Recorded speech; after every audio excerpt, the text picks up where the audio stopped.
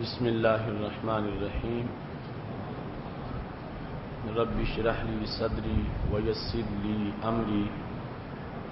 واحلل عقدۃ من لسانی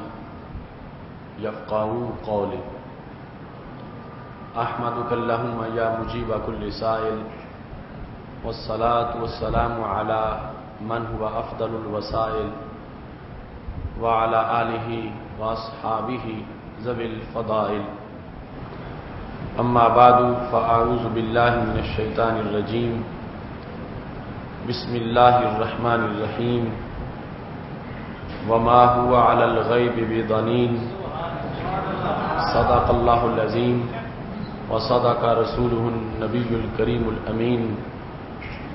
ان اللہ وملائکتہ یصلون علی النبی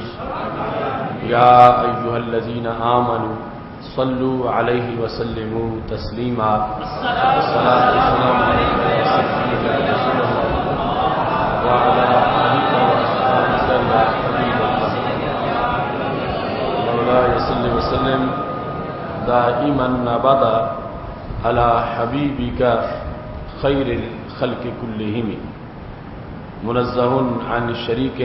فی محاسنہ فجوہر الحسن فیہ غیر منقاسم محمد تاج رسل اللہ قاطبۃ محمد صادق الاقوال والکلم محمد ذکرہ روح لانفسنا محمد شکرہ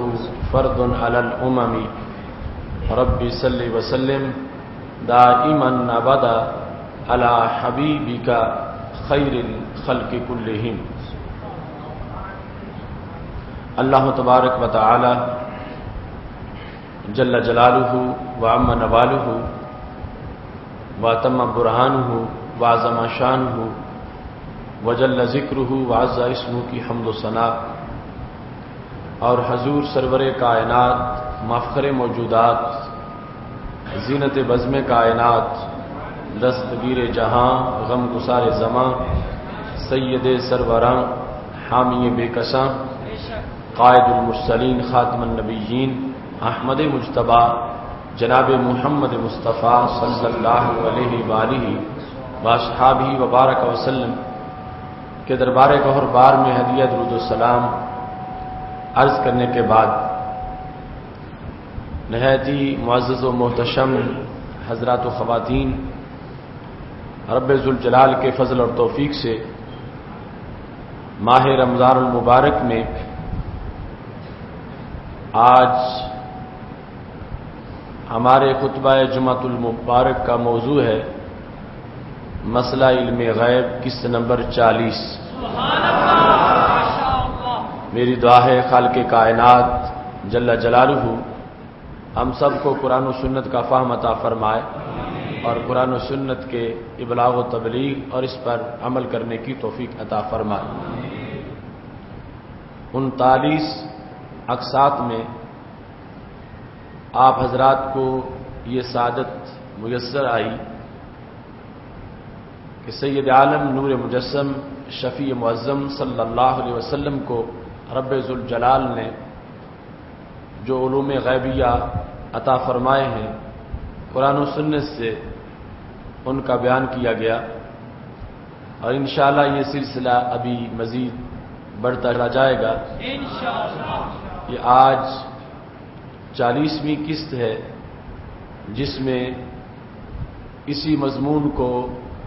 دلائل کی روشنی میں بیان کیا جائے گا کہ رب ذوالجلال نے ہمارے آقا صلی اللہ علیہ وسلم کے حواس میں عام انسانوں کے حواس کے مقابلہ میں اس قدر فوقیت رکھی ہے کہ جس طرح آج تم نے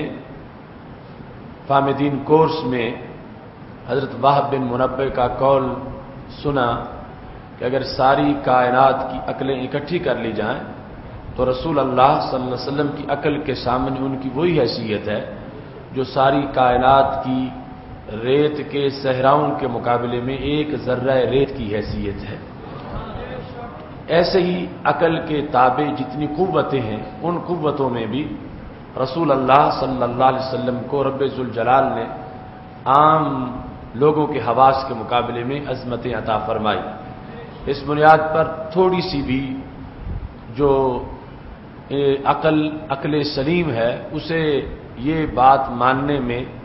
کسی طرح کی کوئی جھجک نہیں کہ ہماری آنکھ کا دیکھنا اور رسول اللہ صلی اللہ علیہ وسلم کی آنکھ کا دیکھنا اس میں زمین و آسمان کا فرق ہے۔ اور اگر یہ کہا جائے کہ جیسے ہمیں دیوار کے پیچھے کچھ نہیں نظر آتا اور ایسے ہی رسول اللہ صلی اللہ علیہ وسلم کا بھی معاملہ ہے، تو پھر نبی اکرم صلی اللہ علیہ وسلم کو رب ذوالجلال نے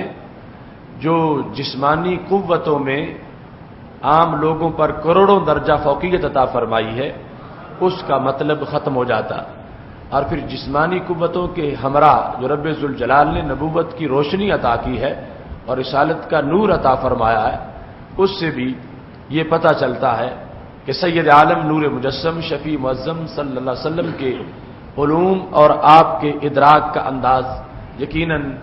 باقی لوگوں کی قوتوں سے کہیں زیادہ ہے۔ اس سلسلہ میں حضرت سیدنا ابو دردہ رضی اللہ تعالی عنہ کے ایمان لانے کا وہ موقع کہ جس کو امام بہقی نے دلائل نبوت کے اندر بیان کیا ہے، اور ایسے امور کو ابن کثیر نے اپنی دلائل نبوت میں، بہقی نے اپنی دلائل نبوت میں، ابو نعیم نے اپنی دلائل نبوت میں، یعنی یہ کتابوں کے نام ہیں دلائل نبوت، جس میں انہوں نے جہاں جہاں رسول اللہ صلی اللہ علیہ وسلم غیب کی خبریں دیتے رہے ان کو اکٹھا کیا اور اس میں یہ واضح کیا کہ یہ وہ امور ہیں جو دلالت کرتے ہیں کہ رب ذوالجلال نے ہمارے محبوب علیہ السلام کو نبوت کی کتنی اونچی شان عطا فرمائی ہے۔ حضرت ابو دردہ رضی اللہ تعالی عنہ حالت کفر میں تھے اور بت پرست تھے۔ آپ کے ساتھ حضرت عبداللہ بن رواحہ اور محمد بن مسلمہ کی دوستی تھی۔ حضرت عبداللہ بن رواحہ رضی اللہ تعالیٰ عنہ جو قادر الکلام شاعر بھی تھے، جرنیل صحابی بھی تھے، اور 8 ہجری میں پھر وہ موتا کے میدان میں اردن کے علاقہ میں شہید ہو گئے۔ یہ ابو دردہ رضی اللہ تعالیٰ عنہ کے گھر میں گئے اور ان دونوں نے پلاننگ سے حضرت ابو دردہ کا وہ بت جس کی وہ پوجا کرتے تھے وہ چوری کر لیا۔ جس وقت حضرت ابو دردہ رضی اللہ تعالیٰ عنہ اپنے گھر میں آئے اور اپنے بت کو ڈھونڈنے لگے تو ڈھونڈ ڈھونڈ کے تھک گئے تو زبان سے سچی بات نکل گئی، کہنے لگے وہی حقا حل امتناتا، تو تباہ ہو جائے، تو نے خود ہی اپنا کچھ دھیان کر لینا تھا کہ جب تجھے کوئی ہاتھ لگا رہا تھا تو تو اسے روکتا یا مجھے آواز دیتا، میں تیری پوجا کرتا ہوں، پرستش کرتا ہوں، حل ردتا ان نفس کا، تو نے اپنا دفاع کیوں نہیں کیا، اور اب میں تیرا پجاری تجھے تلاش کر کر کے تھک گیا ہوں۔ یہ لفظ جس وقت انہوں نے تھکاوٹ کی وجہ سے بولے تو حضرت ابو دردہ رضی اللہ تعالی عنہ کی والدہ یہ سن رہی تھی۔ فقالت ام الدردہ، تو والدہ نے، لوہا گرم تھا تو فوراً چوٹ لگائی، کہنے لگیں لو کان ینفع احدا او یدفع عن احد دافع عن نفسه ونفعها، اگر یہ تیرا بت کسی کو کچھ دے سکتا ہوتا تو اپنی بھی نگہبانی کر لیتا، کسی کی حفاظت کرتا ہوتا تو اپنی بھی کر لیتا، چونکہ یہ کسی کی نہیں کر سکتا تو اپنی بھی اس نے نہیں کی، اور وہ چوری ہو گیا ہے اور اسے خبر نہیں، اس کو کوئی پتہ نہیں، اور تم ایسے ہو کہ تم اس کی عبادت کرتے ہو کہ جو کسی کو کچھ دے نہیں سکتا، یہاں تک کہ اپنے لیے بھی اس کے پاس حفاظت کا کوئی بندوبست نہیں ہے۔ یہ گھر سے امی نے جس وقت حضرت ابو دردہ رضی اللہ تعالیٰ عنہ کو چوٹ لگائی تو بات ان کے دماغ میں داخل ہو گئی کہ میں کتنے اندھیرے میں ہوں اور سجدے رب کو چھوڑ کے میں اپنے بت کو کرتا رہتا ہوں، لہذا امی سے کہنے لگے اعدی لی فی المغتسل ماء، پھر غسل خانے میں میرے لیے پانی رکھو۔ فجعلت له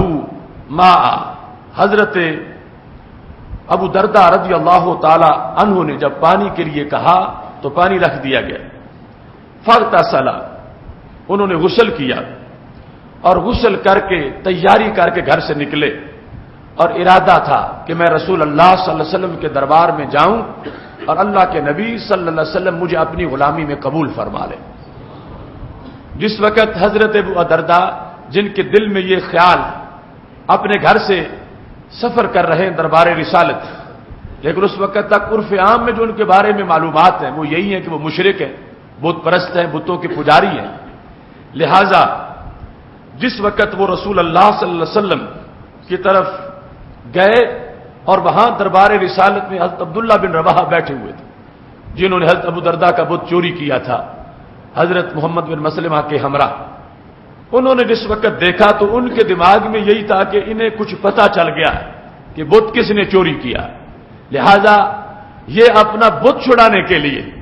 میرے پاس اور بت لینے کے لیے میرے پاس آ رہے ہیں۔ سید عالم نور مجسم شفیع معظم صلی اللہ علیہ وسلم کے پاس بیٹھے ہوئے جب ابن رواحہ نے یہ دیکھا تو سرکار سے کہنے لگے ھذا ابو درداء ما اراہ جا الا فی طلبنا، یہ ابو درداء آ رہے ہیں اور میرا خیال ہے کہ یہ ہمیں ڈھونڈنے آ رہے ہیں۔ تو ابو درداء کا آنا اس وقت اس کے خاص مقاصد ہیں، اور ساتھ اس وقت جو مشرکین کی تشدد کی روش تھی، ایسے خطرات کا بھی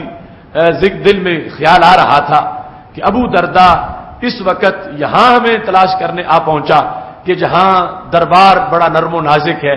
یہاں معمولی سی بات بھی اگر اس نے کوئی کر دی تو اس پر بہت بڑا آگے مسئلہ پیدا ہو جائے گا، کاش کہ ہم کہیں اور بیٹھے ہوتے تو ابو درداء آتے اور بت کا جھگڑا ہم سے کر لیتے، ہم در رسالت میں بیٹھے ہیں، سید عالم نور مجسم شفیع معظم صلی اللہ علیہ وسلم کے پاس ہیں اور ابو درداء ہماری طلب میں آ پہنچے۔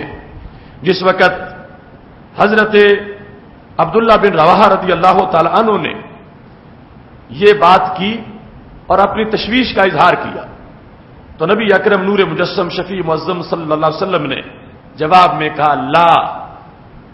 ابو درداء تجھے ڈھونڈنے نہیں آ رہا، ابو درداء مجھے ڈھونڈنے آ رہا ہے۔ تم کہتے ہو فی طلبنا کہ تم نے بت چوری کیا تھا تو اس لیے آیا، فرمایا نہیں، انما جاء لیسلم، یہ تو کلمہ پڑھنے کے لیے آ رہے ہیں۔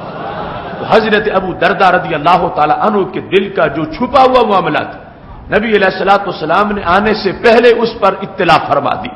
اور یہ بتا دیا کہ ابو درداء کا آج کا آنا پہلے سے بالکل جدا ہے، پہلے معاملہ اور تھا اب معاملہ اور ہے۔ یہ سفر اس وقت جو ابو درداء کر رہے ہیں یہ ظلمت سے نور کا سفر ہے اور اندھیرے سے روشنی کا سفر ہے، یہ وہ تلخیوں سے سرور کا سفر ہے۔ اب ان کی زندگی میں انقلاب آ چکا ہے، لہذا حضرت ابو درداء رضی اللہ تعالیٰ عنہ پہنچے اور سید عالم نور مجسم شفیع معظم صلی اللہ علیہ وسلم سے یہ درخواست کی کہ یا رسول اللہ صلی اللہ علیہ وسلم، آج میں نے بھی یہ فیصلہ کر لیا ہے کہ جیسے تم نے حضرت ابن رواحہ جیسے لوگوں کو اپنی غلامی میں قبول کیا ہے، آج ابو درداء کو بھی اپنی غلامی میں قبول کر لو۔ اور سید عالم نور مجسم شفیع معظم صلی اللہ علیہ وسلم نے خبر میں یہ اعلان بھی فرما دیا کہ ابو درداء کے بارے میں رب مجھ سے وعدہ کر چکا ہے کہ ابو درداء تمہاری غلامی میں داخل کر دیا جائے گا۔ اس واسطے آج کا ابو درداء کا آنا یہ پہلے کی طرح نہیں، اللہ نے ان کو اسلام قبول کرنے کی توفیق عطا فرما دی ہے۔ یہ وہ دربار رسالت ہے جہاں جو کوئی ارادہ لے کے جاتا ہے زبان سے بات بیان کرنے کا مرحلہ بعد میں ہوتا ہے، لیکن اللہ کے محبوب حضرت محمد مصطفیٰ صلی اللہ علیہ وسلم رب کے دیے ہوئے علوم کی روشنی میں خود بتا دیتے ہیں کہ کس حاجت سے کوئی آ رہا ہے اور وہ اپنی زبان حال سے اپنی کس درخواست کو میرے دربار میں پیش کرنا چاہتا ہے۔ اس سلسلہ میں صحابہ کرام علیہم رضوان کے متعدد اقوال جو موجود ہیں اور بعد کے حالات کے لحاظ جو احادیث کی تطبیق موجود ہے، سید عالم نور مجسم شفیع معظم صلی اللہ علیہ وسلم نے ایک قوم کا ذکر کیا، ان کے چہروں کا ذکر کیا، ان کی آنکھوں کا ذکر کیا اور پھر ان کی خرمستیوں کا ذکر کیا، اور رسول اللہ صلی اللہ علیہ وسلم نے اس بیان میں جس کو حضرت برادہ رضی اللہ تعالیٰ عنہ بیان کرتے ہیں، کہتے ہیں کہ میں نبی علیہ السلام کے پاس بیٹھا تھا، سرکار فرمانے لگے ان امتی یسوقھا قوم اراد الوجوہ صغار الاعین، میری امت کو ایک قوم حملہ کر کے پسپا کرے گی، اس قوم کے چہرے چوڑے ہوں گے، آنکھیں چھوٹی ہوں گی، چھوٹی چھوٹی باریک باریک آنکھیں ہوں گی اور چہرے ان کے چوڑے ہوں گے. وہ میری امت پہ حملہ کریں گے اور بہت زیادہ نقصان کریں گے، یہاں تک کہ میرے محبوب علیہ السلام نے فرمایا والذی نفسی بیدہ، مجھے اس رب کی قسم ہے جس کے قبضہ قدرت میں میری جان ہے، وہ جس وقت حملہ کریں گے تو اپنے گھوڑے وہ میری امت کی مسجدوں میں باندھ دیں. خیول کا ذکر کیا، الی سواری مساجد المسلمین، مسلمانوں کی مسجدوں کے ستونوں کے ساتھ ان لوگوں کے گھوڑے باندھے جائیں. تو یہ خبر دینے کا مقصد یہ تھا امت متنبہ رہے، امت بیدار رہے، اور اگر ایسی صورتحال جس وقت سامنے آتی ہے تو ان کو اپنے آخری امت ہونے کا اور سردار امت ہونے کا جو وصف ہے اسے ذہن میں رکھنا چاہیے. صدیوں پہلے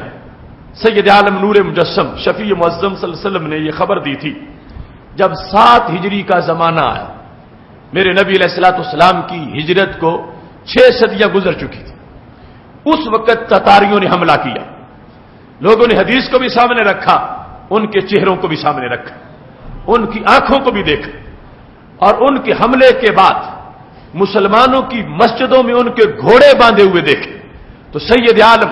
نور مجسم شفیع معظم صلی اللہ علیہ وسلم کی خبر جو کتابوں میں سند کے ساتھ اس وقت بھی موجود تھی، آج بھی موجود ہے، وہ غیوب کے لحاظ سے جو رسول اللہ صلی اللہ علیہ وسلم کا ادراک ہے، اس کو ساری قوم نے تسلیم کیا اور اس بات پر یہ اپنے علم اور ایقان کا اظہار کیا کہ نبوت کا واقعی غیب کی خبروں سے تعلق ہوتا ہے. اور چونکہ یہ آخری نبی ہیں، جو نبی ایسے تھے کہ جن کے بعد اور نبیوں نے آنا تھا، انہوں نے اپنی امتوں کی نگہبانی اپنے وقت تک کی، اور بعد میں جو نئے آئے انہوں نے ہاتھ پکڑا، دستگیری کی. اور ہمارے نبی علیہ السلام کو پتا ہے کہ مجھے رب نے آخری بنایا اور میرے بعد اب کوئی نبی بحیثیت نبی نہیں آئے گا. اس واسطے آپ نے قیامت تک کی ہر صدی سامنے رکھی، ہر سال سامنے رکھا، اور جو کمزوریاں آنی تھیں اور جن لحاظ سے امت کو نقصان ہونا تھا وہ ساری باتیں رسول اللہ صلی اللہ علیہ وسلم نے اس لیے بیان کی کہ اور کوئی ملت کی کشتی کو کنارے نہیں لگانے آئے گا، ان کا اور کوئی دستگیر نہیں آئے گا، میں پہلے ہی ان کے لیے جتنی بھی خطرناک گھاٹیاں ہیں ان کا ذکر کر دوں، اور جہاں جہاں سے ان کے خلاف سازشیں ہونے والی ہیں ان کو علم دے دوں، تاکہ اگر بیدار سوچ والے ہوں گے تو یہ پہلے سے تیاری کر لیں گے کہ ہم دوسری قومیں ہیں جن کے اندھیروں سے نکالنے والا انہیں کوئی مطلع کرنے والا نہیں ہوتا. لیکن یہ علوم نبوت کا کمال ہے کہ سید عالم نور مجسم شفیع معظم صلی اللہ علیہ وسلم نے ایسے ایک ایک امر کو اپنے الفاظ میں بیان کیا ہے اور اس کی وضاحتیں کی ہیں، اور پھر اسی علم سے بلا کر امت کی جو اکھڑی ہوئی ہوا تھی اس کو پھر ایک قرار ملا ہے، اور امت کو پھر ایک اپنے قدموں پہ کھڑے ہونے پر تاتاریوں کے ظلم کے بعد پھر بھی اگر موقع ملا ہے تو انہی امور کی وجہ سے جو سید عالم نور مجسم شفیع معظم صلی اللہ علیہ وسلم نے اپنے روشن فرامین میں امت کے لیے بیان کر رکھے تھے. ایسے ہی آج کے جو بالکل قریب کے حالات تھے، ابھی نزدیک کے واقعات، ان کے لحاظ سے یہ گزشتہ سالوں میں عراق پر پابندی لگی، عراق کا معاشرتی معیشت کے لحاظ سے اقتصادی بائیکاٹ کیا گیا. میں عراق میں پڑھتا رہا ہوں، اس حصار کے زمانے میں اقتصادی بائیکاٹ کا جو انداز تھا،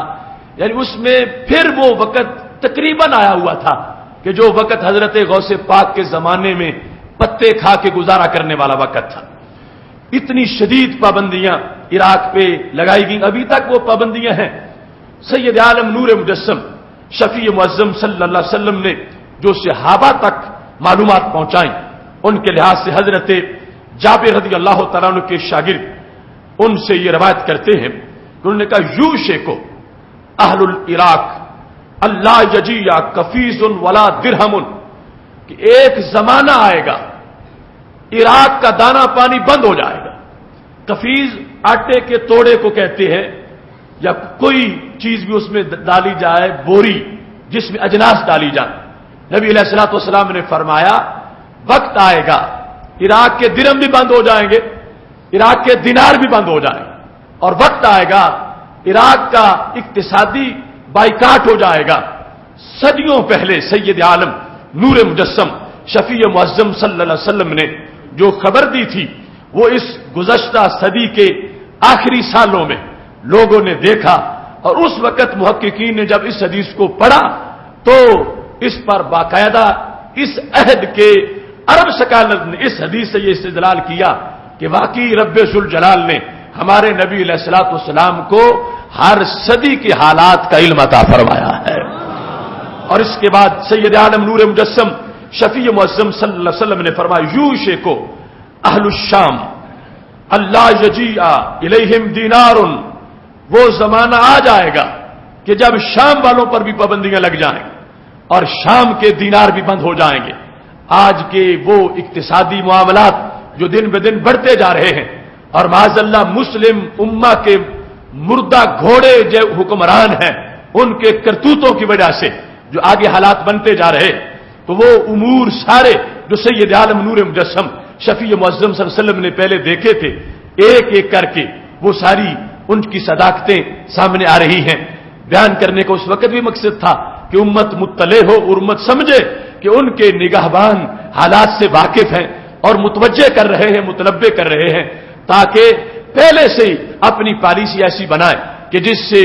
وہ امور جو ہے ان کے اندر امت کا جس وقت آمنا سامنا ہو تو ان کے لیے ایسی صلاحیت موجود ہو جس سے وہ ان امور کا اپنی طرف سے مقابلہ کر سکیں اور اپنی ساتھ کو بحال کرنے کے لیے اپنا بھرپور کردار ادا کر سکیں۔ سید عالم نور مجسم شفیع معظم صلی اللہ علیہ وسلم کا بیان کردہ وہ نصاب زندگی، جس میں جب سہیل بن عمر کو گرفتار کیا گیا تھا، صحابہ کرام علیہ رضوان کے سامنے جب سہیل بن عمر کو پیش کیا گیا اور نبی علیہ الصلوۃ والسلام کے دربار میں اس کو لایا گیا، تو پاک محبوب علیہ الصلوۃ والسلام نے سہیل بن عمر کو عام معافی دے دی، حالانکہ پرلے درجے کا گستاخ تھا، شاعر تھا، خطیب تھا، بڑے بڑے شعر گستاخانہ لکھے ہوئے تھے اور سرکار کی گستاخیاں کی ہوئی تھیں۔ حضرت عمر رضی اللہ تعالیٰ عنہ چپ نہ رہ سکے، کہنے لگے یا رسول اللہ صلی اللہ علیہ وسلم اگر اجازت دو میں اس کے کم از کم دانت تو نکال دوں، چلو مارنا نہیں تو دانت تو نکالوں، اس نے بکواس بڑے کیے ہوئے ہیں۔ جس وقت حضرت عمر نے پوچھا، اب نگاہ نبوت نے جواب دیا، عمر اسے کچھ نہ کہو،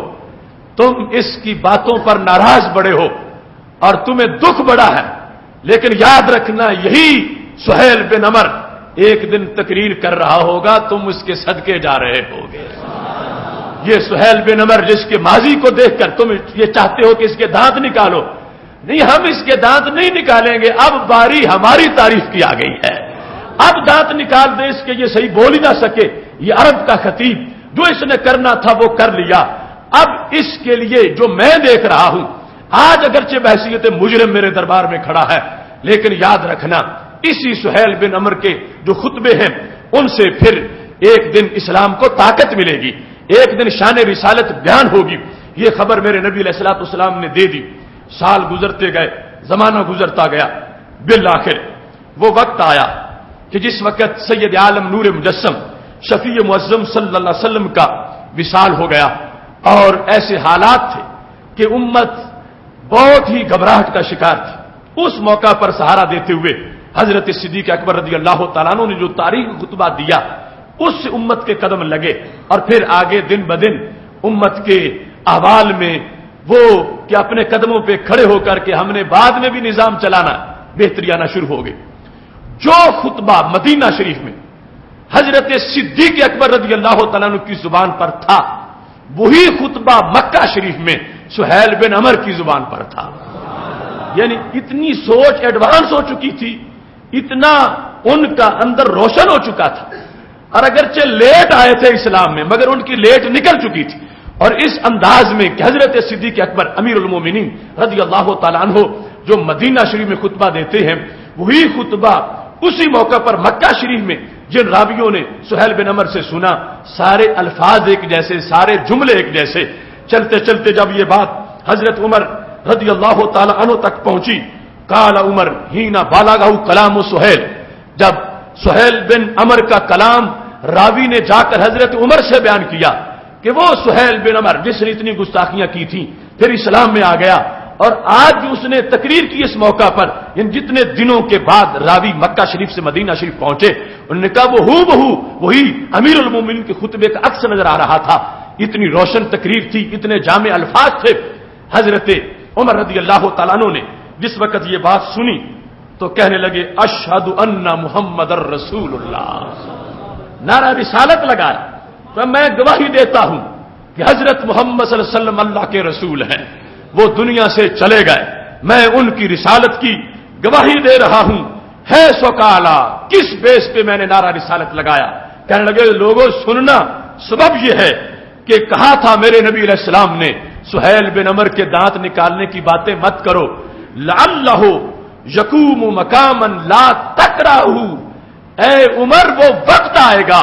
کہ جب یہ بولے گا تم اس کی گفتگو سے پیار کرو گے، تم اس کی باتوں کو ناپسند نہیں کرو گے۔ تو کہنے لگے کتنے سال پہلے میرے نبی علیہ السلام نے خبر دی تھی اور کتنی سچی خبریں دیتے ہیں، آج میں سہیل بن عمر کے جملے سن رہا ہوں تو مجھے لطف آ رہا ہے، اگر اس دن میں نے دانت نکال دیے ہوتے تو آج یہ اپنے لفظ بولنے میں عاجز آ چکا ہوتا، اور پاک محبوب علیہ الصلوۃ والسلام کے علم غیب میں جو کچھ انہوں نے نظر دیکھا تھا وہ بات کتنی سچی ثابت ہوئی۔ حضرت عمر رضی اللہ تعالی عنہ کا اس موقع پہ نعرہ رسالت لگانا یہ اس بات کی دلیل ہے کہ سید عالم نور مجسم شفیع معظم صلی اللہ علیہ وسلم کے غیبی علوم پر ایمان رکھنے کی شان پہلے صحابہ کو ملی ہے، پھر سنی کو ملی ہے۔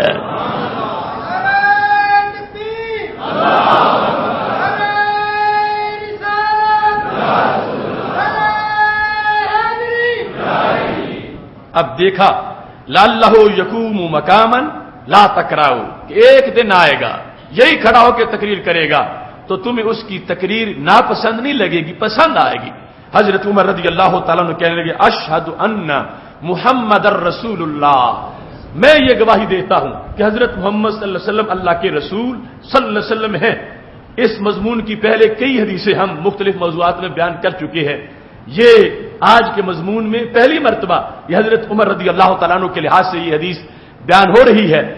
اس مضمون کی آگے متعدد بیان ہوئی اور میں نے اس پر دلیل دنیا کے چوک میں کھڑے ہو کر پیش کی کہ ہماری مٹی پنجاب کی ہے مگر نور سینوں میں مدینہ شریف والا ہے۔ کون ہے جو اس کو سن کے نعرہ لگائے گا دوسرے مجمع میں؟ کون ہے جو اس حدیث کو سن کے دوسرے مجمع میں سبحان اللہ کہے گا؟ کون ہے جس کو توفیق ہوگی کہ یہ مجمع کو سنائے کہ سرکار نے خبر دی تھی اور وہ خبر سچی ثابت ہوئی، اور سچی ثابت ہونے پر حضرت عمر کا انداز کیا تھا؟ حضرت سیدنا عمر رضی اللہ تعالی عنہ نے جب یہ دیکھا کہ خبر دی تھی نبی علیہ الصلوۃ والسلام نے میرے سامنے مجھے متوجہ کر کے اور میرے سامنے صداقت ثابت ہو گئی ہے، تو انہوں نے کہا حق بنتا ہے اب نعرہ رسالت ضرور لگانا چاہیے، اشہد ان محمد الرسول اللہ صلی اللہ علیہ وسلم کہہ کر حضرت عمر رضی اللہ تعالی عنہ نے یہ واضح کیا کہ غیبی امور کے لحاظ سے نبی علیہ الصلوۃ والسلام کے بارے میں عقیدہ رکھنا کہ آپ غیب کی خبریں بھی دیتے ہیں اور سچی دیتے ہیں، یہ بعد کا گھڑا ہوا عقیدہ نہیں، یہ صفہ کا پڑا ہوا عقیدہ ہے۔ اس مقام پر سید عالم نور مجسم شفیع معظم صلی اللہ علیہ وسلم کے علوم نبوت کو بیان کرنے میں جو انداز ہمیں کتب حدیث سے میسر آیا، جس کو متعدد راویوں نے روایت کیا، بالکل خصوص مغازی جو غزوات کی کتابیں ہیں جن میں نبی علیہ الصلوۃ والسلام کے غزوات کے حالات لکھے ہوئے، واقدی نے اس میں یہ روایت کیا، اور بات ہے حضرت قباس بن اشیم کی، نام ذہن میں رکھنا، حضرت قباس بن اشیم، یہ وہ انسان ہیں جو بدر والے دن کفار مکہ کی فوج میں شامل مشرک تھے اور معاذاللہ اسلام مٹانے کی سوچ سے صحابہ سے لڑنے کے لیے نبی علیہ الصلوۃ والسلام کے خلاف تلواریں چلانے کے لیے قباس بن اشیم بدر پہنچے۔ قباس بن اشیم کہتے ہیں جس وقت میں بدر پہنچا اور میں نے جائزہ لیا کہ صحابہ کی تعداد کتنی ہے اور ہماری تعداد کتنی، اور میں نے دیکھا کہ ان کے پاس تلواریں کتنی، ہمارے پاس تلواریں کتنی. میں نے یہ سارا اندازہ لگایا کہ ان کے پاس کتنے پیادہ ہیں، کتنے سوار ہیں. یہ سب کچھ دیکھ کر قباس بن اشیم کہتے ہیں میں نے کہا یہ تو چند منٹ بھی ہمارے سامنے نہیں نکالیں. مشرکین مکہ کی فوج کا ایک سپاہی صحابہ کے انداز کو دیکھ کر کہ ہیں بھی تھوڑے، اسلحہ بھی تھوڑا ہے، سواریاں بھی تھوڑی ہیں، کھانے پینے کا سامان بھی تھوڑا ہے، تو اپنے طور پر یہ فیصلہ کر بیٹھے کہ جنگ ہوگی، یہ تو چند منٹوں میں ہم ان کو فارغ کر دیں گے معاذ اللہ. کہتے ہیں فَلَقَدْ رَأَيْتُنِي، میں نے جس وقت دیکھا وَإِنِّي لَأَنظُرُ إِلَىٰ قِلَّةِ أَصْحَابِ مُحَمَّدٍ فِي عَيْنِي صلی اللہ علیہ وسلم. میں نے کہا یہ جنگیں تو کرتے ہیں مگر کوئی بندے بھی لے آتے، ساتھ بندے ہی کوئی نہیں اور جنگ کرنے آ گئے. یہ اپنی سوچ ظاہر کر رہے اِلَىٰ قِلَّةِ أَصْحَابِ مُحَمَّدٍ صلی اللہ علیہ وسلم کہ یہ تو تھوڑے لوگ ہیں، کچھ ہوتے ہمارا مقابلہ کرنے کے لیے، ہم بہت زیادہ ہیں، یہ تھوڑے سے ہیں. وَكَثْرَةٍ مِّمَّا مِنَ الْخَيْلِ، ہمارے ساتھ جو گھوڑ سوار، جو پیادہ، جو مختلف کیٹیگریز کی فوج کے دستے وہ سارے تھے. تو مجھے یہ خیال آ رہا تھا. کہتے ہیں جس وقت جنگ شروع ہوئی تو میرے سارے مغالطے دور ہو گئے. میرا جو اس بارے میں میری رائے تھی سب غلط ثابت ہوئی. وہ ایک ایک ہمارے کئی لوگوں پہ بھاری نظر آیا. اور کہتے ہیں جس وقت ہم نے عافیت اسی میں سمجھی کہ اب بھاگ کے جان بچائیں، تو کہتے ہیں فن ہزم تو فی من ہزم، جو لوگ پیٹ پھیر کے بدر سے بھاگے ان میں میں بھی تھا. میں نے بھاگتے دیکھے مشرکین، میں بھی جان بچانے کے لیے قباس بن اشیم کہتے ہیں میں بھاگ رہا تھا. لہذا بھاگتے بھاگتے میں نے پھر مجھے خیال آیا کہ ایک میں نے جائزہ جنگ سے پہلے لیا تھا، اب بھی تو جائزہ لینا چاہیے. پہلے میں نے کہا تو یہ تھوڑے ہیں، ہم زیادہ ہیں، اور اب دیکھو صورتحال کیا ہے.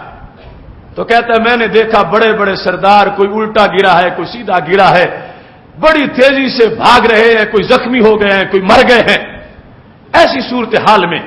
میں نے ان کی اکھڑی ہوئی سانسیں دیکھی اور میں نے ان کی گھبراہٹ کو دیکھا. میں حیران تھا کہ وہ تھوڑے سے تھے، اتنے زیادہ پر وہ غالب کیسے آ گئے. کہاں گئی ہماری سواریاں، کہاں گئے ہمارے سوار سپاہی، کہاں گئی تلواریں، کہاں گئے نیزے، کہاں گئے تیر. میں عجیب و غریب حالت میں کھڑا ہو کر بھاگتے بھاگتے پھر پلٹ کے میں ایک جائزہ لے رہا تھا. کہتے ہیں ایسے میں نے پہلے جملہ ایک لشکر اسلام کے لیے اپنے دل میں بولا، اب میں نے لشکر کفار کے لیے بول دیا. جب میں نے عجیب و غریب حالت دیکھی بڑے بڑے سرداروں کی اور بزدل بن کے جان بچانے کے لیے صحابہ کی تلواروں سے بچنے کے لیے بھاگ رہے تھے، تو قباس بن اشیم کہتے ہیں فَلَقَدْ رَأَيْتُنِي أَنظُرُ إِلَى الْمُشْرِكِينَ فِي كُلِّ وَجْهٍ، میں ان کے چہرے دیکھ رہا تھا کہ رنگ کیسے اڑے ہوئے اور کتنے گھبرائے ہوئے بھاگ رہے ہیں. میں نے اقول فی نفسی، دل میں یہ بات کہہ رہا، زبان پہ نہیں لایا، دل میں یہ کہہ رہا تھا میں ما رأيت مثل هذا الامر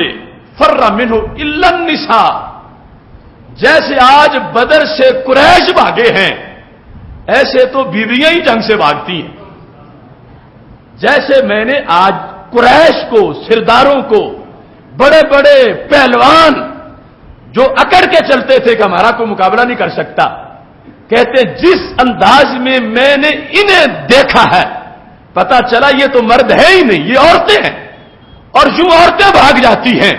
یعنی مشکل مراحل اس کا سامنا نہیں کر سکتی اور جنگ کرنا ان کے پاس کی بات نہیں ہوتی. میں نے عورتوں جیسی بزدلی قریش مکہ میں دیکھی. میں نے اس کا اپنے دل میں خیال کیا، زبان سے یہ لفظ نہیں بولے، یہ باقاعدہ ساتھ وضاحت کرتے اقول فی نفسی، میں اندر اندر کہہ رہا تھا، چونکہ خود بھی مشرک تھے، زبان پر نہیں لا رہے تھے، دل میں یہ کہہ رہے تھے کہ یہ جو کچھ انہوں نے کیا ہے آج ہمارے پہلوانوں نے، یہ تو عورتوں والا قصہ ہے. سب کچھ چھوڑ کے بھاگ گئے ہیں، جو مروائے ہیں ان کی لاشیں بھی نہیں اٹھا سکے، جو زخمی ہیں ان کو بھی چھوڑ کے آ گئے ہیں، اور اس طرح گرتے اٹھتے بیٹھتے بھاگتے جا رہے ہیں. ان کی کیا حیثیت ہے؟ یہ اپنی بہادریوں کے قصیدے پڑھواتے تھے شاعروں سے، اور آج ساری بہادری گھرلا ہو گئی ہے اور بھاگتے جا رہے ہیں۔ کہتے ہیں میں نے دل میں یہ بات کی، اور اس کے بعد میں بھی بھاگ کے مکہ شریف پہنچ گیا اور دوسرے بھاگنے والے بھی مکہ شریف پہنچ گئے۔ یہ بات میرے ذہن سے پھر نکل گئی۔ گھر جا کے ہم نے ایک دوسرے کو دلاسے دیے، کہا یہ نہیں یوں اس طرح ہو گیا تھا، کمزوری فلاں جگہ سے آ گئی تھی۔ ہم اپنے دلائل گھڑنے لگے اور آگے مستقبل کے لیے سوچنے لگے، چلو آج مار کھا آئے ہیں لیکن پھر جائیں گے، پھر جا کے کچھ کریں گے۔ اس طرح کی صورتحال واپس جا کر مکہ شریف میں آ گئی، اور یہ بات جو میرے دل میں آئی تھی اس وقت کہ ہم تو عورتوں جیسی جنگ لڑ کے آئے ہیں، یہ بات پھر میرے دل سے نکل گئی۔ کہتے ہیں وقت گزرا، ہم نے تیاری کی، احد کے میدان میں ہم گئے۔ اس کے بعد وہ جنگ بھی دیکھ لی، پھر خندق کا زمانہ آ گیا۔ خندق میں میں بالکل کافر فوج کا حصہ تھا اور میں کفار کے ساتھ لڑنے کے لیے گیا۔ خندق کی جنگ سے فارغ ہونے کے بعد قباس بن اشیم رضی اللہ تعالی عنہ کے دل کی دنیا بدل گئی، چونکہ یہاں بھی ایک غیب کی خبر میرے نبی علیہ السلام نے دے دی تھی کہ جس وقت آل پارٹیز اتحاد عرب کا، جس کو عربی میں غزوہ احزاب سے تعبیر کیا جاتا ہے، وہی خندق بھی ہے، سب اکٹھے ہو کے گئے کہ اب معاذاللہ ان کو مٹا کے آئیں گے۔ گھر جا کے مٹانے گئے تھے، مگر ادھر مسجد فتح کی جگہ محبوب بیٹھے ہوئے تھے۔ پیر منگل اور بدھ کے دن دعا مانگی، بدھ والے دن 2 نمازوں کے درمیان دعا قبول ہو گئی، اور پھر مشرکین نے مکہ کو خندق سے بھاگنا پڑا، خیمے الٹ گئے، ہنڈیاں الٹی ہو گئیں، پھر ان کو وہاں سے رسوا ہو کے نکلنا پڑا۔ اس موقع پر میرے نبی علیہ السلام نے فرما دیا آج کے بعد مکہ کے مشرک لڑنے نہیں آئیں گے، اب ہماری باری ہے، ہم جا کے ان کی سانس بند کریں گے، ہم فاتحانہ مکہ میں داخل ہوں گے۔ اور تاریخ نے یہ ثابت کیا، اس کے بعد پھر لڑنے نہیں گئے۔ وہ جنہیں بڑا گمانڈ تھا، بدر میں بھی نہ نکلا، کہتے پھر لڑیں گے، احد میں بھی نہ نکلا، پھر لڑیں گے، خندق میں چلے گئے۔ میرے نبی علیہ السلام نے فرمایا اب جو انہوں نے آنا تھا آ لیا، اب ہم پہنچیں گے ان کے پیچھے۔ اور وہ دن آیا جو رمضان شریف میں فتح مکہ کا دن ہے، اور سید عالم نور مجسم شفیع معظم صلی اللہ علیہ وسلم نے مکہ شریف فتح کر لیا۔ اب ہوا عرب کی بدل گئی، وہ اکڑی ہوئی گردنیں جھک گئی، اور بڑے بڑے سردار انہوں نے بھی دیکھ لیا، اور ان کو اللہ تبارک و تعالی نے اسلام کی توفیق دے دی۔ اس موقع پر جس وقت خندق کے بعد ابھی فتح مکہ کا معاملہ نہیں آیا تھا، حضرت قباس بن اشیم رضی اللہ تعالیٰ عنہ کے دل میں خیال آیا کہ مار کھا کھا کے اب سمجھ جانا چاہیے کہ حضرت محمد مصطفیٰ صلی اللہ علیہ وسلم کا دین سچا دین ہے۔ جھوٹے ہیں بت، جھوٹے ہیں بتوں کے پجاری، نہ انہوں نے کچھ ہمیں دیا نہ کچھ کیا، ایسے ہی اپنے بیٹے بیویاں سب کچھ ہم چھوڑتے پھرے، آپ مرتے رہے، لوگوں کی بیویاں بیوہ ہوتی رہیں، بچے یتیم ہوتے رہے، ہم نے بتوں کی خاطر اتنا نقصان کیا۔ اب دل میں خیال آیا کہ میں کلمہ پڑھ لوں۔ یہی قباس بن اشیم اتنے سالوں کے بعد جب میرے نبی علیہ السلام کے دربار میں پہنچے، پاک محبوب علیہ السلام نے یہ کہتے ہیں قدم تو علی رسول اللہ صلی اللہ علیہ وسلم، میں چلا گیا مدینہ شریف اور نبی علیہ السلام کے دربار میں پہنچا، فسلمت علیہ، میں نے جا کے سلام کہا۔ اب سرکار فوراً بولے یا قباس انت القائل یوم بدر ما رأیت مثل هذا الامر فر منه الا النساء، تو وہی قباس ہے بدر والے دن تو نے کہا تھا ہم عورتوں کی طرح بھاگتے جا رہے ہیں۔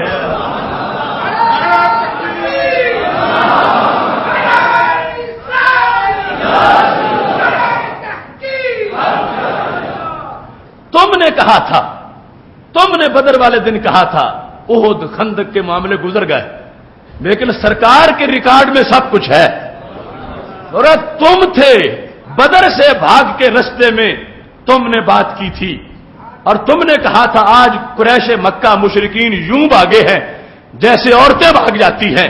تم نے یہ کہا تھا۔ حضرت قباس بن اشیم کہتے ہیں میں حیران رہ گیا کہ میں نے تو دل میں کہا تھا، میں نے تو کسی انسان کے سامنے نہیں کہا تھا۔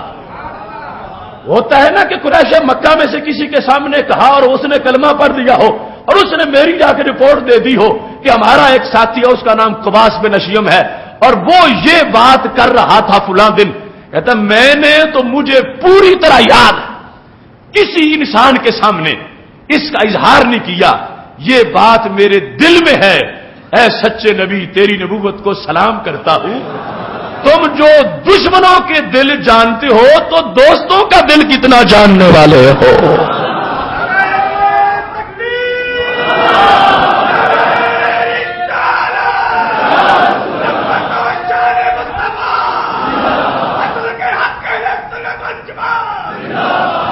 میرے نبی علیہ السلام نے تاریخ بھی بیان کی اور لفظ بھی ہو بہو ایک حرف کا بھی فرق نہیں آنے دیا۔ تم نے یہ کہا تھا ما رأیت مثل ھذا الامر فر منہ الا النساء، یہ جملہ تمہارا ہے کہ یوں عورتیں بھاگتی ہیں مرد نہیں بھاگتے، یہ مشرکین مکہ مرد نہیں یہ عورتیں ہیں، اس انداز میں یہ بھاگے ہیں۔ تو کہا یہ تو نے بولا تھا؟ قباس بن اشیم کہتے جو ہی میں نے سنا تو کیا کہا؟ اشہد انک رسول اللہ، نعرہ رسالت پھر آ گیا۔ حضرت قباس بن اشیم کی جب دنیا بدل رہی تھی، دل میں نور داخل ہو رہا تھا تو اجالا خبر غیب کا تھا، موضوع علم غیب کا تھا۔ سید عالم نور مجسم شفیع معظم صلی اللہ علیہ وسلم نے قریش مکہ کی فوج کے بھاگتے ہوئے ایک سپاہی کے دل میں جو بات تھی کئی سالوں کے بعد ہو بہو سنا کے اس شخص کو مجبور کر دیا کہ کلمہ پڑھنے کا معاملہ بعد کا ہے، ابھی تمہیں نعرہ رسالت لگانا پڑے گا۔ کہتے ہیں میں آیا تھا اسلام قبول کرنے کے لیے، ابھی سرکار نے کہنا تھا کہو لا الہ الا اللہ محمد الرسول اللہ، مجھے ابھی کلمہ پڑھانا تھا، سرکار نے پہلے ہی مجھے کہا تم ہو وہ قباس بن اشیم، تم نے یہ بات کہی تھی، تم نے یہ کہا تھا۔ تو کہتے ہیں سرکار یہ جملہ میرے دل کی جو بات تھی بیان کر رہے تھے، قلت اشہد انک رسول اللہ صلی اللہ علیہ وسلم، میں نے کہا جو دلوں کی باتیں بتائیں یوں وہ رب کے رسول ہوتے ہیں، میں یہ گواہی دیتا ہوں کہ تم اللہ کے رسول صلی اللہ علیہ وسلم ہو۔ یہاں پر بھی یہ پتا چلا کہ شان رسالت کو شان رسالت کو سن کے چہرے کا کھل جانا، آنکھوں کا چمک جانا، ہونٹوں پہ تبسم کا آ جانا، یہ اس چارجنگ کا فیض ہے جو دربار رسالت سے ہوتی ہے۔ وہاں قباس بن اشیم جو سال ہا سال کفر میں رہے، سال ہا سال شرک میں رہے، بتوں کے پجاری رہے، اب نبی علیہ الصلوۃ والسلام کے سامنے آتے گئے تو فوراً زبان پر وہ لفظ آیا جو زندگی میں کبھی نہیں آیا تھا، زبان پہ وہ جملہ آ گیا جو کبھی نصیب نہیں ہوا تھا۔ پاک محبوب علیہ الصلوۃ والسلام کا چہرہ دیکھا ہے اور علم شریف کی بات سنی ہے تو فوراً کہتے اشہد انک رسول اللہ، میں یہ گواہی دیتا ہوں کہ آپ اللہ کے رسول صلی اللہ علیہ وسلم ہیں۔ پتہ چلا نعرہ رسالت لگانا، سرکار کی رسالت کی گواہیاں دینا، یہ تو سعادت ہے ان لوگوں کے لیے اگرچہ صدیوں بعد پیدا ہوئے، مگر جب بھی چاہتے ہیں کہ ہم مسجد نبوی کے موسم میں چلے جائیں تو وہی نعرہ لگاتے ہیں جو سرکار کے صحابہ نعرہ لگا رہے تھے۔ حضرت قباس بن اشیم رضی اللہ تعالی عنہ انہوں نے یہ کہا اشہد انک رسول اللہ صلی اللہ علیہ وسلم، میں یہ گواہی دیتا ہوں کہ آپ اللہ کے رسول صلی اللہ علیہ وسلم ہیں۔ اب یہاں سے بھی ایک نتیجہ اخذ ہوتا، اس سے پہلا لمحہ ان کا کفر کا تھا، یہ لمحہ اسلام کا ہے، اور اسلام کے لمحے کے آغاز میں ہی نعرہ رسالت ہے۔ اور کس بیس پر انہوں نے یہ کہا؟ چونکہ آپ نے دل کی بات بیان کی لہذا آپ رب کے رسول ہیں۔ ان کی پہلے معلومات کیا تھی؟ کتنا درس قرآن لیا تھا، کتنی آیات کا علم تھا، اور کیا انہوں نے عقائد کی کتابیں پڑھی ہوئی تھیں، اور کیا ان کے نزدیک نبوت کا تعارف تھا؟ ابھی تو پہلی مرتبہ ملاقات ہو رہی ہے، اور پہلی مرتبہ اسلام قبول کرنے کا ارادہ ہے، ارادے سے آئے ہیں، ابھی قبول کرنا ہے. اور سید عالم نور مجسم شفیع معظم صلی اللہ علیہ وسلم نے غیب کی خبر دی ہے تو قباس نے نعرے لگانے شروع کر دیے ہیں اور کہا کہ جو یہ شان ہے یہ رب کے رسول کی شان ہوتی ہے. تو پتہ چلا آج کلمہ پڑھ کے بھی جس کو ایسی بات پہ خوشی نہیں ہوتی، کلمہ پڑھ کے بھی جو یہاں سے یہ رزلٹ نہیں نکالتا کہ جن کا ایسا علم ہو وہ رب کا دیا ہوا علم اللہ کے نبی علیہ السلام کا ہے، ایسی باتوں سے جس شخص کو کہ دیے کا تیل ختم ہو جائے، یہ حدیث سن کے چہرہ مرجھا جائے، تو پتہ چلا اس کے باطن سے تو وہ باطن اچھا تھا کہ جو حالت کفر میں زندگی گزار کے آیا ہے، مگر پھر بھی سوچ مر نہیں گئی، اتنی زندگی سوچ میں موجود ہے کہ جس وقت انہوں نے یہ صورتحال دیکھی ہے، سرکار کی طرف سے کلمہ پڑھانے سے پہلے ہی علم غیب کی خبر کو سن کر انہوں نے نعرہ لگا دیا ہے کہ میں آپ کو نبی مانتا ہوں اس واسطے کہ آپ نے میرے دل کی خبر مجھے عطا فرما دی ہے. محتشم سامعین حضرات، اس مقام پر حضرت قباس رضی اللہ تعالی عنہ نے آگے وضاحت کی، کہتے وَأَنَّ هَذَا الْأَمْرُ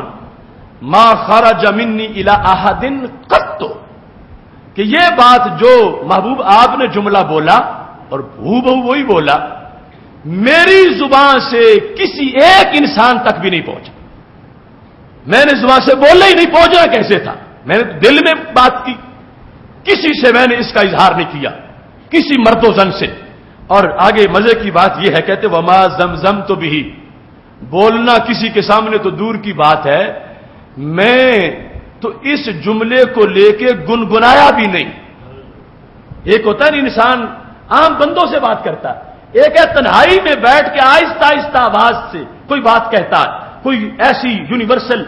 ٹروتھ اس کے سامنے جب آتی ہے تو اس کی زبان سے وہ بات نکلتی رہتی ہے، تنہائی میں بیٹھ کر اس صداقت کو بیان کرتا رہتا ہے. قباس بن اشیم کہتے ہیں عجیب بات ہے، میں نے کسی کے سامنے بیان نہیں کی تھی، کسی کے سامنے تو کیا میری زبان سے میرے کانوں نے بھی نہیں سنی. ما زمزم تو بھی، میں نے اس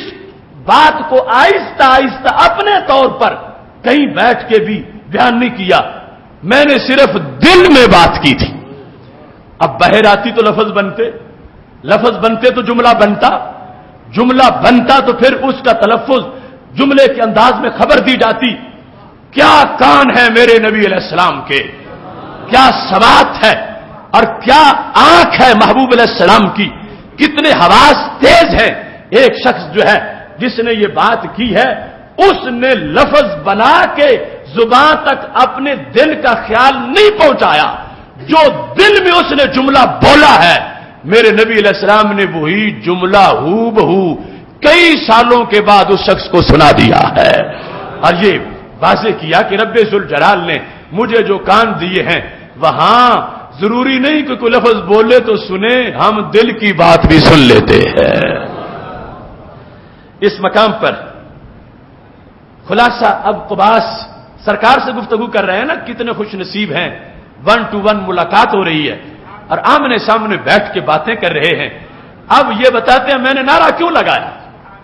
کہ میں آیا تھا کلمہ پڑھنے کے لیے، ابھی آپ نے کلمہ پڑھایا نہیں، میں نے کلمہ پڑھا نہیں، میں تو ارادہ لے کے آیا. آگے موضوع اور شروع ہو گیا، بدر والا وہ گزشتہ قصہ، وہ بات آپ نے شروع کر دی. اب میں نے سنا تو میں نے نعرہ لگا دیا. کہتے ہیں یہ ما ہوا الا شیء حدثت بھی نفسی، یہ بات تو میرے دل کی تھی، زبان کی بات ہی نہیں تھی. فلولا انک نبی ما اطلعک اللہ علیہ، میرا دل مانتا ہے اگر تم نبی نہ ہوتے تو اس چیز کا علم رب تمہیں نہ دیتا. تم نبی ہو، اس واسطے نہایت خفیہ معاملہ جو تھا میری زندگی کا، جو میں شیر مشرکوں سے بھی نہیں کر سکا، اپنے بھائیوں سے، اپنے بیٹوں سے، اپنی بیوی سے، اپنے دوستوں سے، کہ شرمندگی تھی کہ میں کس کے سامنے بولوں، لیکن جہاں سنائی دینا تھا وہاں سنائی دے گیا ہے، آپ نے سن لیا ہے. میں اس واسطے گواہی دیتا ہوں کہ آپ اللہ کے نبی ہیں. یہ کہنے کے بعد کہنے لگے فعرض علی الاسلام، سرکار نے پھر مجھ پر اسلام پیش کیا، فاسلم، تو میں نے اسلام قبول کر لیا۔ اتنا ایڈوانس دماغ ہے عاشق کا، اگر دماغ ستھرا ہے تو پھر اتنا جلد اس تک حق پہنچتا ہے۔ ابھی نبی علیہ الصلوۃ والسلام نے بتانا تھا کہ یہ توحید ہوتی ہے، یہ رسالت ہوتی ہے، میں اللہ کا رسول صلی اللہ علیہ وسلم ہوں، لیکن سرکار کے علم نے کتنے پردے ہٹا دیے حضرت قباس کی آنکھوں سے، جو سرکار نے بتانا تھا انہیں دیکھ کے سمجھ آ گیا، باتیں سن کے، اور اس کے بعد انہوں نے خود اپنی زبان سے بیان کر دیا کہ میں نے اس لیے نعرہ رسالت لگایا ہے، اگرچہ میں کفر سے اب نکلنے والا ہوں، مگر پھر بھی سوچ زنگ آلود نہیں، اتنی روشن سوچ ہے حضرت قباس کی کہ جنہیں نعرہ رسالت تک کوئی جھجک محسوس نہیں ہوئی، فوراً یہ کہا اشہد انک رسول اللہ، میں یہ گواہی دیتا ہوں کہ آپ اللہ کے رسول صلی اللہ علیہ وسلم ہیں، اس واسطے کہ رب ذوالجلال نے یہ جو علوم دیے ہیں، جو ان کو دیکھتا ہے یہ علم ہی مجبور کرتا ہے انسان کو کہ وہ سرکار کا کلمہ پڑھے، اور جو اتنے علم والے آقا ہیں ان کی غلامی میں اپنے آپ کو پیش کر ڈالے۔ محتشم سامعین حضرات، آج علم غیب کے موضوع پر یہ جو 40ویں قسط اس کا ابھی اختتامی مرحلہ پیش نظر ہے، جامع ہے، ابھی ہمیں 40 جمعے ہو گئے مختلف سالوں میں یہ موضوع بیان کرتے ہوئے، اور ہر جمعے میں نئے دلائل آئے، اور ہر جمعے میں نئی لذت آئی، اور ہر جمعے میں نیا سرور آیا، اور ابھی بھی سلسلہ ختم نہیں ہوا۔ یہ سعادت ہے اللہ نے کیا حصے میں دی ہے، دوسروں کو یہ تلاش ہے کہ کوئی حوالہ ملے کہ ان سے پوچھا گیا تو جواب نہ دے سکے، ان بدبختوں کو ڈھونڈتے ڈھونڈتے راتیں اس میں گزر جاتی ہیں، اور ہماری راتیں محبت کے پھول چننے میں گزر جاتی ہیں کہ سید عالم نور مجسم شفیع معظم صلی اللہ علیہ وسلم کو رب ذوالجلال نے کیا کیا عطائیں دیں، کتنا اونچا مرتبہ دیا اور کتنا اونچا مقام عطا فرمایا ہے، جو ہمیشہ امت کا نصاب زندگی بھی رہا اور روح کی غذا بھی رہی ہے۔ اس واسطے آپ خوش نصیب ہیں کہ مسجد رضا مجتبیٰ میں جو یہ علوم اور ادراک اور تعلیمات اسلامیہ کا اظہار ہوتا، جو اللہ کے فضل سے انٹرنیٹ کے ذریعے پوری دنیا تک جاتا ہے، پھر سیڈیز جاتی ہیں، لیکن اولین لائیو براہ راست آپ لوگ یہ سنتے ہیں، اس کے بعد اللہ کے فضل سے سینکڑوں خطباء اسی سے استفادہ کرتے ہیں، اور پھر وہ اپنی جگہ جمعہ پڑھاتے ہیں، اپنی جگہ فہم دین کورس کراتے ہیں، بڑے بڑے اساتذہ فنون کے ماہرین، انہوں نے مجھے یہ بیان کیا، وہ باقاعدہ ان چیزوں کو سامنے رکھ کے ان چیزوں کو آگے عوام کے لیے پہنچاتے ہیں، اور اللہ کے فضل سے ایک ایسا سرکل پوری دنیا میں چل رہا ہے، عرب امارات میں، دوسرے ممالک میں مسجد رضا مجتبیٰ کے خطبات وہاں دہرائے جاتے ہیں، اور وہاں لوگوں کے سامنے پھر خطیب اپنی زبانوں سے بیان کرتے ہیں۔ اس واسطے یہ ایک تاریخی مسجد ہے عالم اسلام کی، ایک انفرادی اس نوعیت کی۔ اگر آپ سوچیں تو یقیناً ہر مسجد مسجد ہے، ہر مسجد کا خطیب عظیم ہے، ہر مسجد کا خطبہ عظیم ہے، مگر اگر نصاب بناؤ کہ کس مسجد میں نبی علیہ السلام کے علم غیب پر 40 جمعے پڑھائے گئے، تو ان شان والی مسجدوں میں جو سر فہرست میں نام آج کے ماحول میں نظر آئے گا وہ مسجد رضا مجتبیٰ کا نام ہوگا۔ نعرہ تکبیر، نعرہ رسالت، شان مصطفیٰ۔ اب گفتگو اختتام کی طرف جا رہے ہیں، لیکن موضوع ابھی بھی آج کی قسط بھی مکمل نہیں ہوئی۔ حضرت عمر بن عبد العزیز رضی اللہ تعالیٰ عنہ، جن کو ان کے عدل کی بنیاد پر 5واں خلیفہ راشد بھی کہہ دیا جاتا، وہ حضرت عمر بن عبد العزیز رضی اللہ تعالی عنہ تشریف لے جا رہے تھے،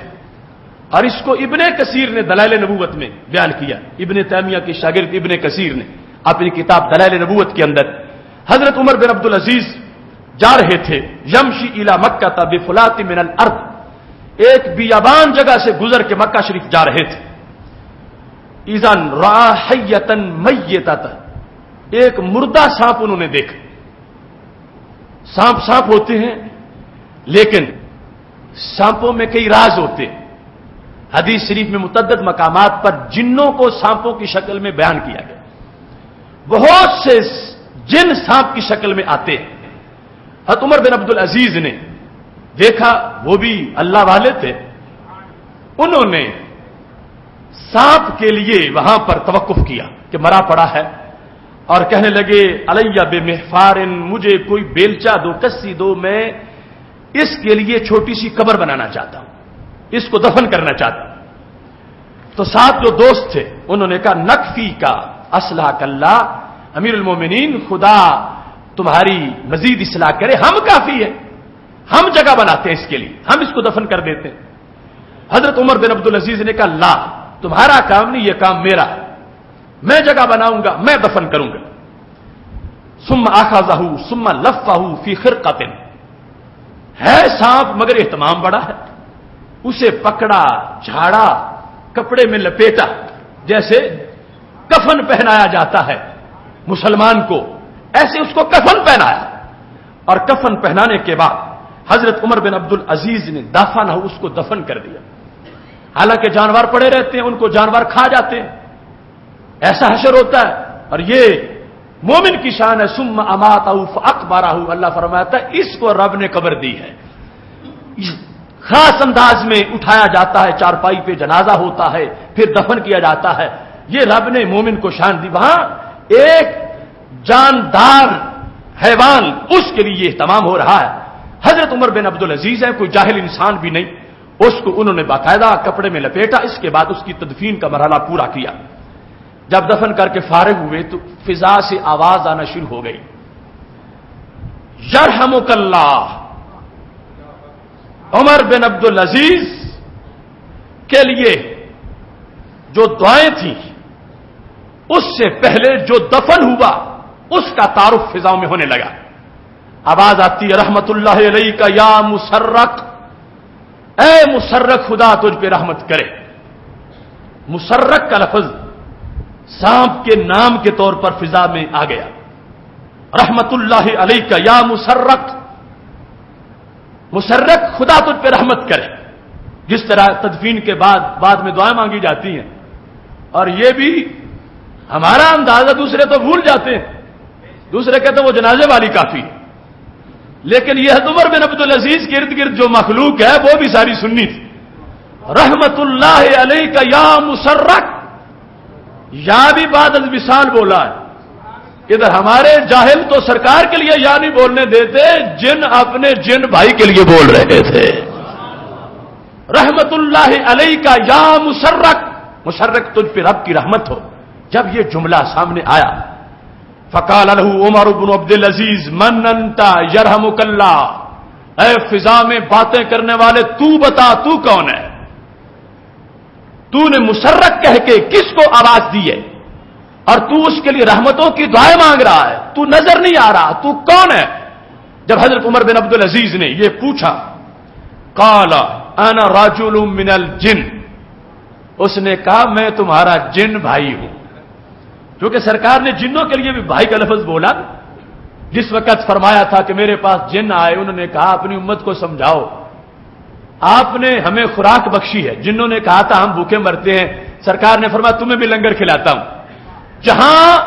حلال جانور جو ذبح ہوا تھا اس کی ہڈی پڑی ہوگی، اس کو ہاتھ لگاؤ گے تمہارے لیے گوشت بن جائے گا، اور جوان جو جانوروں کے لیدنے ہیں تمہاری سواریوں کا چارہ بن جائے گا۔ اس کے بعد جس وقت کچھ صحابہ نے ضرورت کے پیش نظر کہیں ڈھیلے نہیں ملے، ہڈی استعمال کر لی استنجے میں، تو جن آگے نبی علیہ السلام کے دربار میں محبوب آپ نے ہمیں لنگر دیا تھا، مگر یہ امت تو اس کو خراب کر جاتی ہے، ان کو سمجھاؤ کہ ہڈیوں کا احترام کریں، آپ نے تو ہمیں خوراک دی ہے ہڈیوں سے۔ اس موقع پر میرے نبی علیہ السلام نے فرمایا لا تستنجو بالروث والعظام،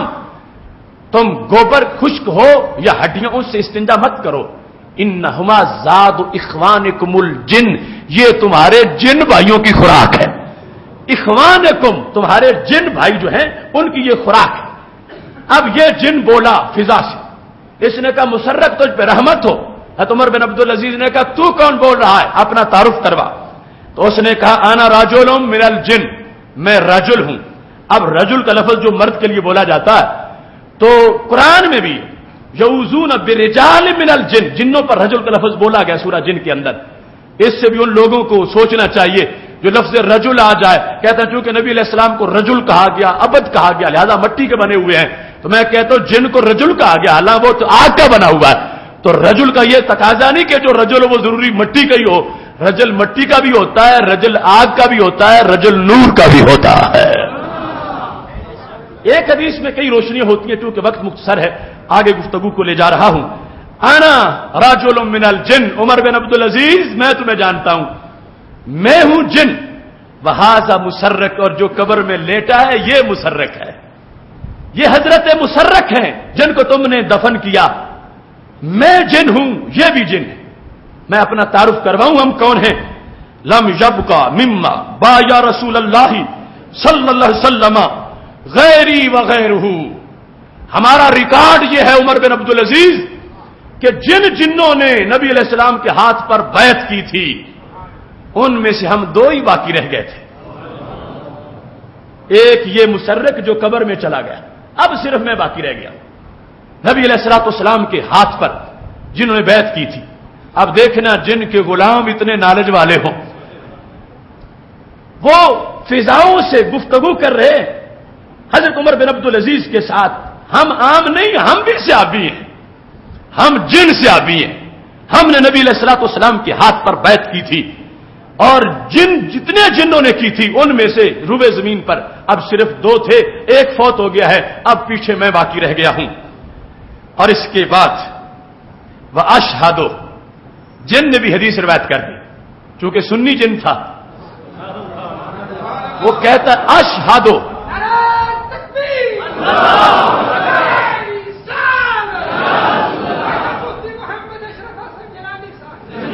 اس نے بھی علم غیب العقیدہ بیان کرنا تھا،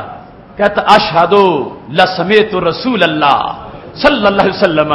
عمر بن عبدالعزیز تیرے علم میں اضافہ ہو جائے، میں سے ابھی تجھے سرکار کی حدیث سناتا ہوں، سمیت تو میں نے سنا تھا نبی علیہ الصلوۃ والسلام سے، اور میں گواہی دے کے، حالانکہ حدیث بیان کرنے کے لیے اشہدو کی ضرورت نہیں، صرف کہہ دو قال رسول اللہ صلی اللہ علیہ وسلم، نبی علیہ السلام نے فرمایا، لیکن یہ چاہتے تھے چونکہ عجیب و غریب ماحول ہے اور جن حدیثیں ہم بیان نہیں کرتے، اور میری ملاقات ہو گئی ہے امیر المومنین سے، تو کہتے ہیں اشہدو، میں گواہی دیتا ہوں کہ میں نے یہ سنا ہے جو سنا رہا ہوں، میں جھوٹی روایت نہیں کر رہا، میں نے سنا تھا نبی علیہ الصلوۃ والسلام سے، سرکار نے فرمایا تھا اس مسرک کو خطاب کر کے، یہ میرا جن بھائی جسے تم نے دفن کیا، آج سے کئی سال پہلے جب ہم نے بیعت کی تھی، میرے نبی علیہ السلام نے فرمایا تھا یا مسرک تموتو بفلات من الارض، تم ویرانے میں فوت ہو جاؤ گے، پھر ید فونوں کا خیر امتی، اس وقت روئے زمین پر جو میرا سب سے شان والا امتی ہوگا وہ تجھے دفن کرے گا۔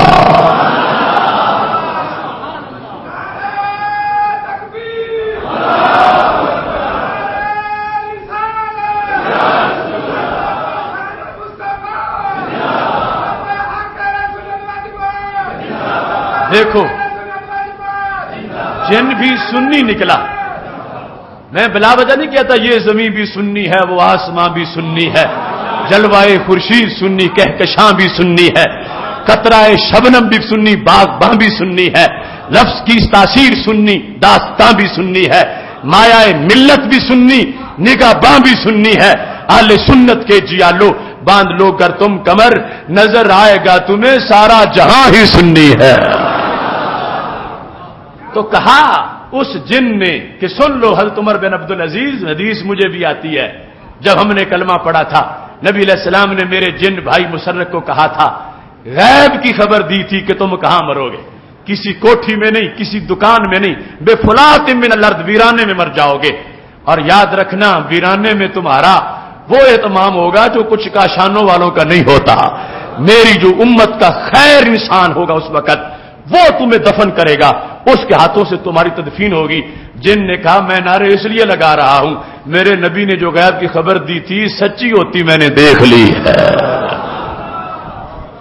حضرت عمر بن عبدالعزیز رضی اللہ تعالی عنہ نے کہا پہلے چلو جو تم نے کہا وہ تو اپنی جگہ، اب میں تم سے حلف لینا چاہتا ہوں،